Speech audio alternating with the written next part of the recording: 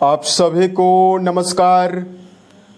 दोस्तों, मेष राशि वाले जातकों का इस चैनल पे स्वागत है। इस वीडियो में हम आपको बताने वाले हैं मेष राशि वाले जातकों के लिए साल 2026 में 1 से लेकर 7 अगस्त तक का समय किस प्रकार जाने वाला है। अगस्त महीने के शुरुआती 7 दिनों की समयावधि में राशि के ऊपर बनी हुई ग्रहीय अवस्था और ग्रहों में हो रहा परिवर्तन आपके जीवन में आपको क्या प्रभाव देने वाला है। किन मामलों में मेष राशि वाले जातकों को कम प्रयासों में बड़ी सफलता मिलने वाली है, वहीं कहां पर मेष राशि वाले जातकों को संभल कर चलने की आवश्यकता भी रहने वाली है, ये जानकारी हम आपको देने वाले हैं। तो ये राशिफल मेष राशि वाले जातकों के लिए ही बनाया गया है और आपकी चंद्र राशि के ऊपर प्रभावी है, तो आप इसे इसी आधार पर देखें।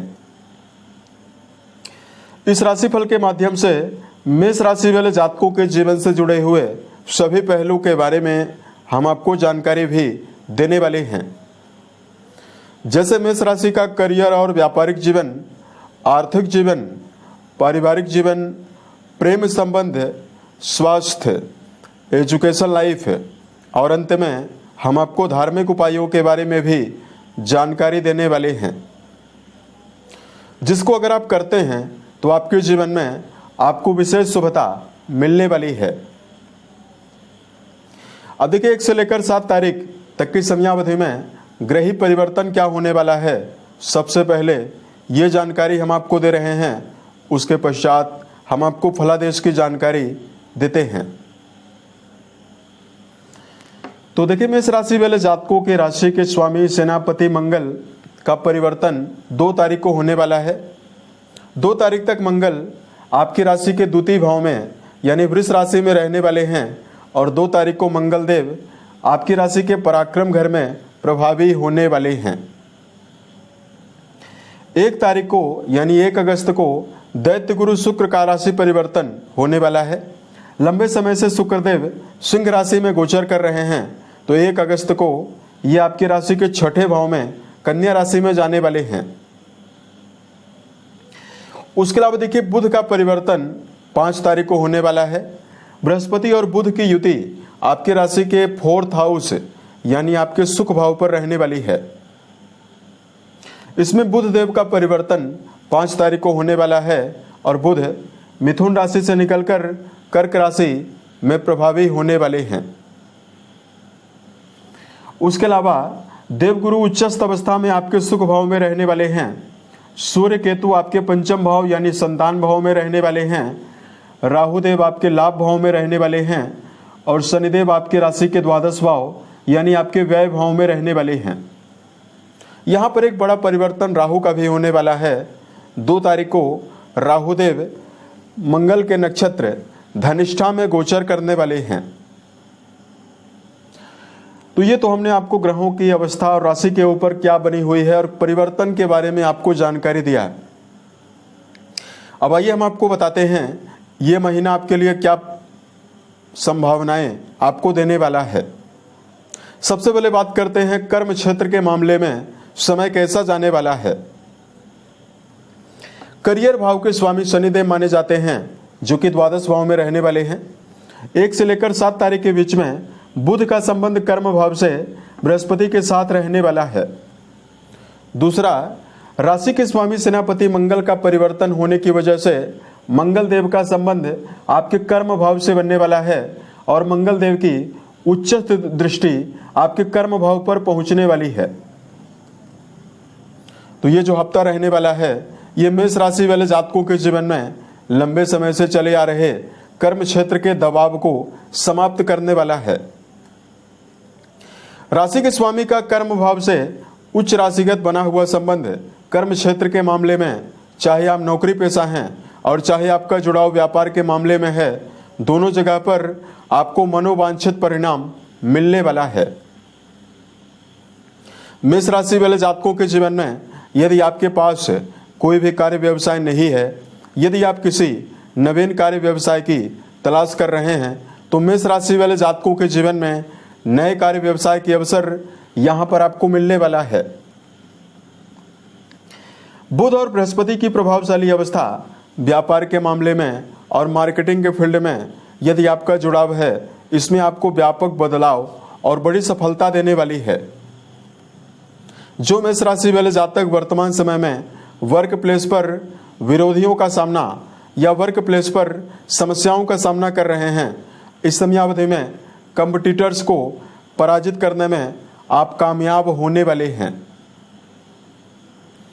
साथ में वर्तमान समय में यदि आपका जुड़ाव सेना, पुलिस, आर्मी के फील्ड में, इंजीनियरिंग के क्षेत्र में, स्पोर्ट्स के मामले में, प्रॉपर्टी से जुड़े हुए कार्यों में है, या वर्तमान में जो मेष राशि वाले जातक मेडिकल फील्ड से जुड़ा हुआ कोई भी काम करते हैं, उसमें आपको ये पूरा हफ्ता उल्लेखनीय सफलता और बड़े परिणाम आपको देने वाला है। तो करियर के मामले में तो ये समय बहुत ही बेहतर रहने वाला है। इस समयावधि में बात करते हैं धन के मामले में समय किस प्रकार रहने वाला है। दोस्तों, धन भाव के स्वामी दैत्य गुरु शुक्र बनते हैं, जो कि 1 तारीख को ही कन्या राशि यानी अपनी नीच राशि में जाने वाले हैं। दूसरा देखिए, बड़ा परिवर्तन राहु देव का हो रहा है। राहु देव मंगल के नक्षत्र में जाने वाले हैं और यहाँ पर राहु की प्रभावशाली अवस्था लाभ भाव पर बनी हुई रहने वाली है।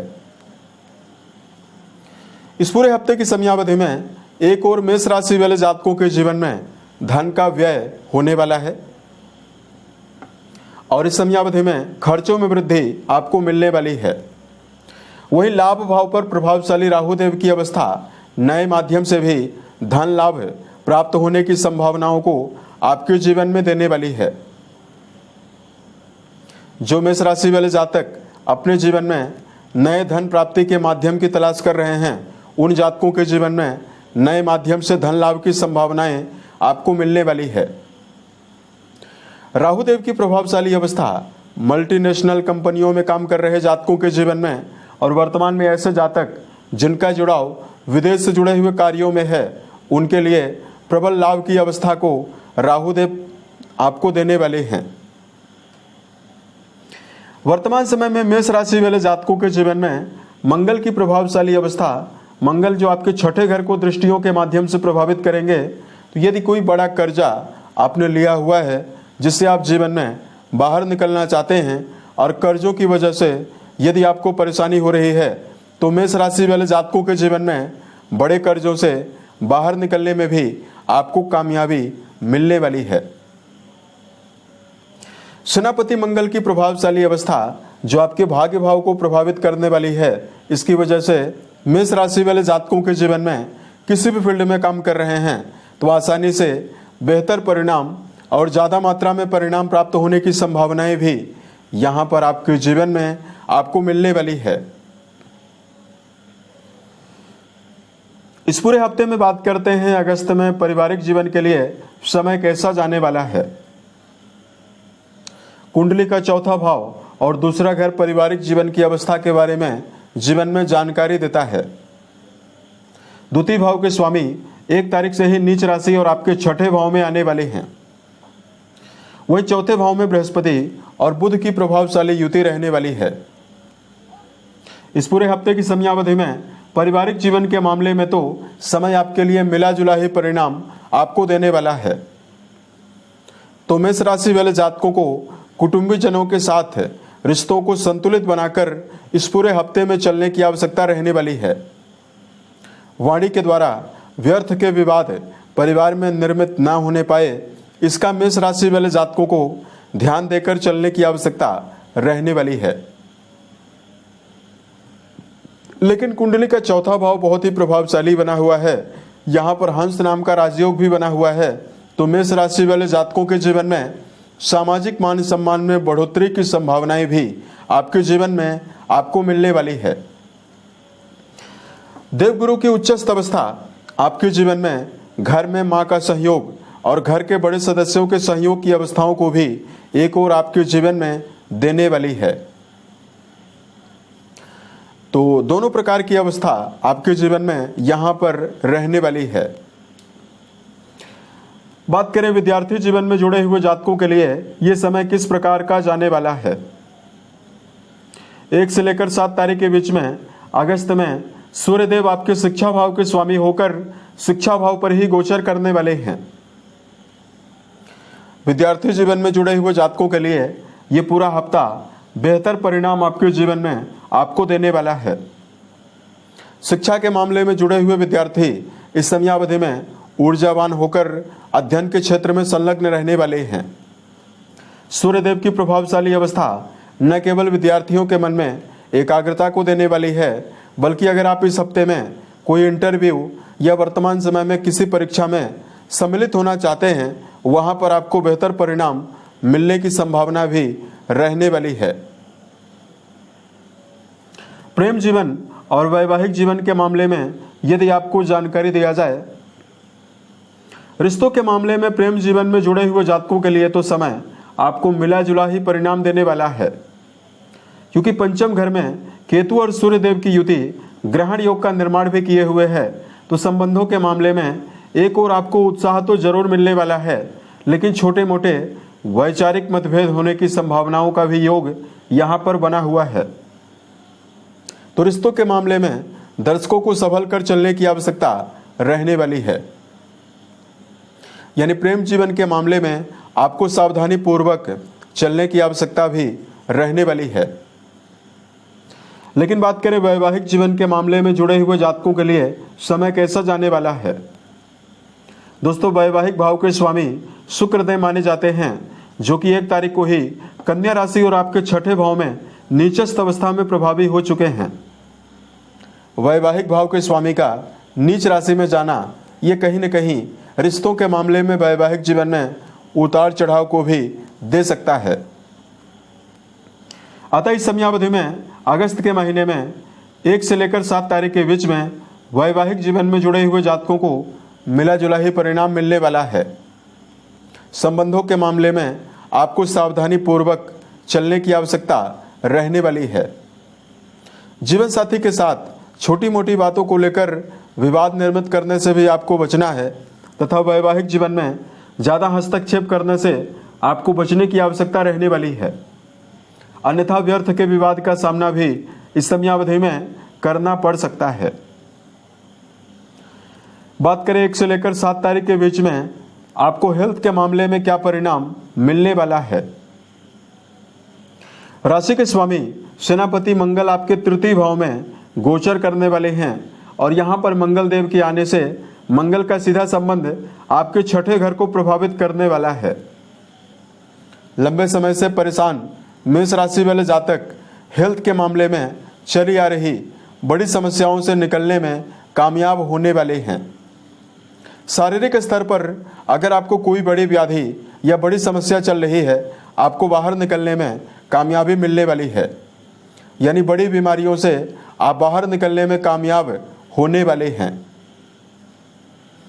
न केवल मंगल देव आपके 6ठे घर को प्रभावित करने वाले हैं, बल्कि मंगल आपके 9वें घर को भी प्रभावित करने वाले हैं। तो मेष राशि वाले जातकों की दिनचर्या में बदलाव होने वाला है, और मेष राशि वाले जातक खुद को सकारात्मक बनाने में भी किए गए प्रयासों में कामयाबी पाने वाले हैं। यानी मानसिक अवस्था में भी पॉजिटिविटी आपको मिलने वाली है, और शारीरिक स्तर पर भी चल रही बीमारियों से बाहर निकलने में आपको कामयाबी मिलने वाली है।